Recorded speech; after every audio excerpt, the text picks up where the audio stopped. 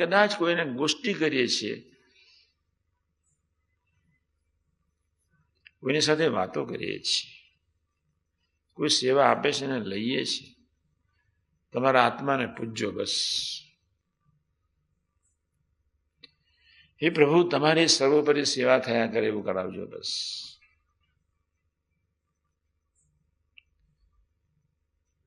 આ સેવા મને બંધનરૂપ ન પડે, ફૂટે નહીં, મારા શરીરની પાર ફૂટે નહીં.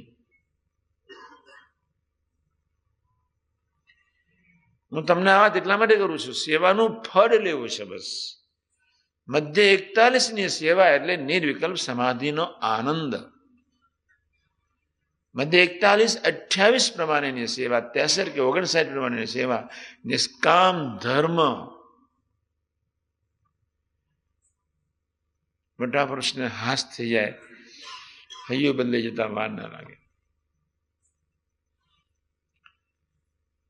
પણ બે દોષ આપણને સેવામાં ખૂબ નડે છે.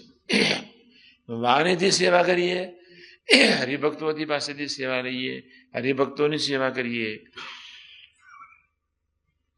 ત્યારે આપણને દંભ અને કપટ બે વસ્તુ બહુ નડે. સેવાનું ફળ તમને સંપૂર્ણ મળતું નથી, એનું કારણ તમને શિક્ષાપત્રની ખબર નથી. સેવાનું ફળ તમને સંપૂર્ણ મળતું નથી, એનું કારણ તમારો દંભ અને કપટ છે.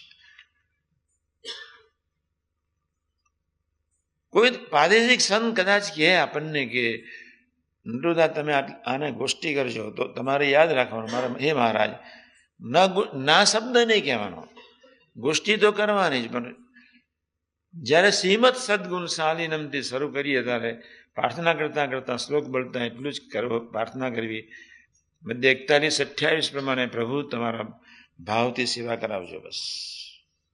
જેથી દાંભિકતાનું પોષણ ન થાય, દાંભિકતાનો પ્રસારો ન થાય.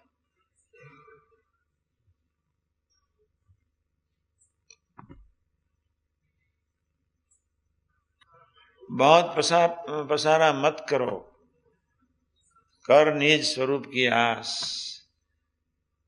जिसने पसारा किया वो सब गए निराश होके गए. એવું કંઈક છે. बहुत पसारा मत करो. કાલે સમજાવવાનું છે પ્રસારા એટલે શું. આજે હું તમને જુદી લાઈન પર લઈ જાઉં છું. મધ્ય 41 કાલે પૂરો કરીશ. बहुत पसारा मत करो, कर निज स्वरूप की आस. હું તો બહુ વિચારમાં કરું કે આ લોકો શું કયા નિજ સ્વરૂપની આશાની વાતો કરતા છે. આપણે કેટલા નસીબદાર છીએ. યતો વાચો નિર્વર્તન્તે.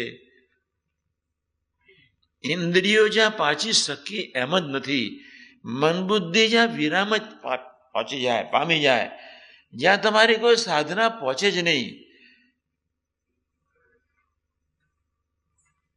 ત્યાં ક્યાંથી આત્માનું દર્શન શક્ય નથી. કૃપા બસ. અક્ષર બ્રહ્મના સાર્ધમ્યપનાને ભગવાન સ્વામિનારાયણે કેટલું ગરમ થઈને લખી નાખ્યું. હું આત્મા છું, આત્મા છું 1000 વર્ષ બોલો તો એનું ફળ કેટલું, જીભને 1000 વર્ષ સુધી આકાશથી ચાટી એટલું.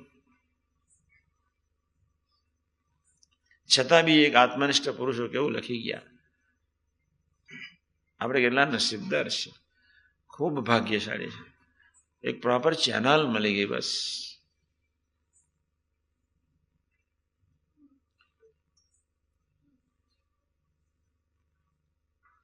ગોંડલમાં એક ખાડ ઉલેચવાની હતી.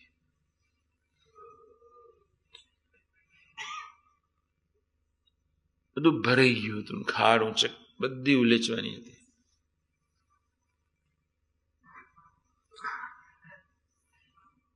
મેં સ્વામીજીને વાત કરી કે બહુ દુર્ગંધ મારે છે. મેં કહે સાફ સુફી કરી નાખો. સાફ સુફી કરી, હું ફરી 7 દાડા પછી ગયો, બહુ દુર્ગંધ મારે છે પાછળ, અને એ સ્મેલ તમારી રૂમ સુધી ના આવે એટલા માટે કંઈક કરવું જોઈએ. સ્વામીજી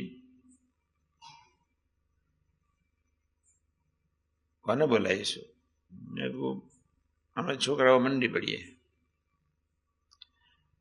તે ના કે પેલા રામોદના ભગત છે ને બોલાવો, એ 2-4 જણને લઈને આવશે. એ દ્રષ્ટિનું પાત્ર કહેવાય. કેવું ધર્મસ્વામી કોણ હતા? મોહન બાપા રામોદના મોહનભાઈ ને, હા ડોહા મોહન બાપા. અને 4-5 જણાએ જે 3.5 દિવસ સુધી બધો મસાલો કાઢ્યો.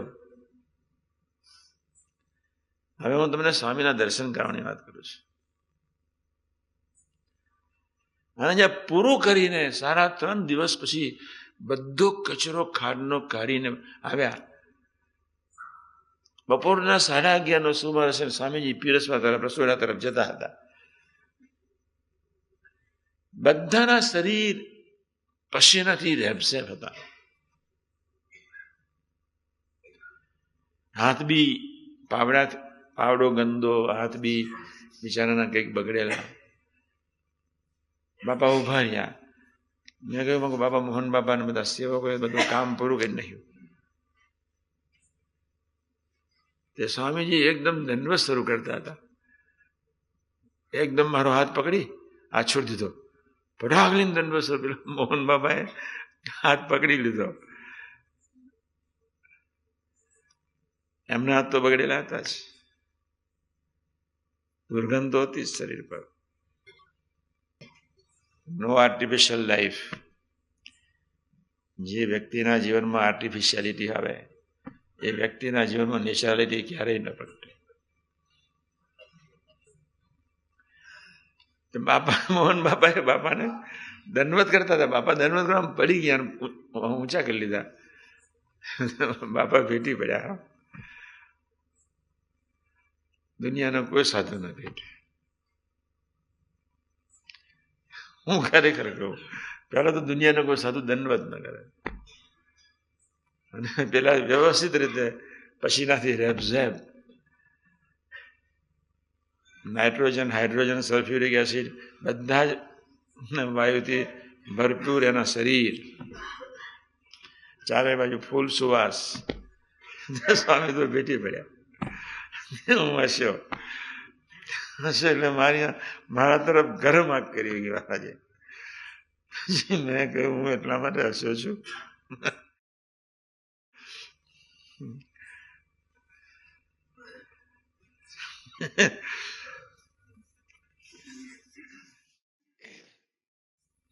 બાપા મને હું એટલા માટે હસ્યો, આવો મહિમા અમારા જીવનમાં ક્યારે ઉગશે? બસ મને હસવું એટલા માટે આવ્યું કે આ મહિમાનો સાક્ષાત્કાર, મહિમા ક્યારે ઉગશે? સ્વામી કે બહુ કડક પુરુષ હતા, બહુ કડક.